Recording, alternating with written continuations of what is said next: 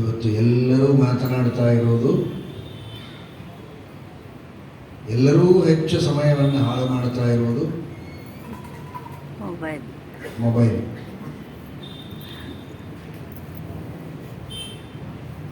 ಮಕ್ಕಳು ಎದುರಿಗೆ ಓಡಾಡ್ತಾ ಇರ್ತಾರೆ, ಅಭ್ಯಾಸ ಮಾಡ್ತಾ ಇರ್ತಾರೆ,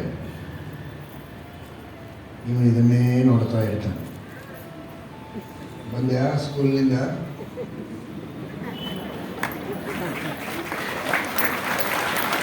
ಒಳಗೆ ಎಲ್ಲ ಟಿಫಿನ್ ಎಲ್ಲ ತಯಾರಿದೆ, ಬೇಗ ತಿಂದು ಅಭ್ಯಾಸ ಮಾಡು ಹೋಗು. ಮುಖ ಎತ್ತಿ ಮಗನ ನೋಡ್ಲಿಕ್ಕೆ ತಯಾರಿಲ್ಲ.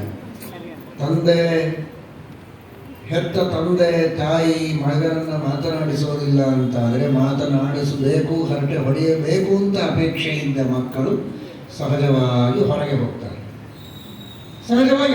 ಅವರಿಗೆ ಅಪೇಕ್ಷೆ ಇದೆ. ಅವರಿಗೆ ಅಪೇಕ್ಷೆ ಇದ್ದಷ್ಟು ನೀನು ಮಾತನಾಡಿಸಿದ್ರೆ ಅವರು ಹೊರಗೆ ಹೋಗೋದೇ ಇಲ್ಲ. ನೀನು ಮಾತನಾಡಿಸಲಿಲ್ಲ ಅಂದರೆ ಬೇರೆ ಕಡೆಗೆ ಹೋಗ್ತಾರೆ. ಅಲ್ಲಿ ದುರ್ಗುಣಗಳ ಸಂಕ್ರಮಣ ಶುರು. ನಿನ್ನ ಮಗ ಆದರ್ಶನಾಗಬೇಕು, ಶೀಲವಂತನಾಗಬೇಕು, ಒಳ್ಳೆ ಗುಣವಂತನಾಗಬೇಕು, ವಿದ್ಯಾವಂತನಾಗಬೇಕು, ಪರೋಪಕಾರಿಯಾಗಬೇಕು, ಧಾರ್ಮಿಕನಾಗಬೇಕು, ಕುಲಾಚಾರವನ್ನು ಉಳಿಸುವವನಾಗಬೇಕು.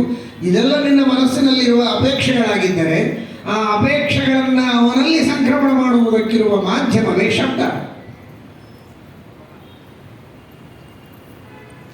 ಆ ವಾಂಗ್ಮಯ ಮಾಧ್ಯಮದಿಂದಲೇ ನಿನ್ನ ಭಾವನೆಗಳು, ನಿನ್ನ ಗುಣಗಳು, ನಿನ್ನ ಹಿರಿಯರಿಂದ ನೀನು ಪಡೆದುಕೊಂಡದ್ದನ್ನು ಅವನಲ್ಲಿ ಸಂಕ್ರಮಣ ಮಾಡಬಹುದು. ಅದಕ್ಕೆ ಅವಕಾಶವೇ ಇಲ್ಲ. ಹಾಗಾದರೆ ಮಕ್ಕಳ ಜೊತೆಗೆ ನೀವು ನಿಮ್ಮ ಹಿರಿಯರಿಂದ ತಿಳಿದ ಒಳ್ಳೆಯ ವಿಚಾರಗಳನ್ನು, ಅನುಭವಗಳನ್ನು ಎಷ್ಟೋ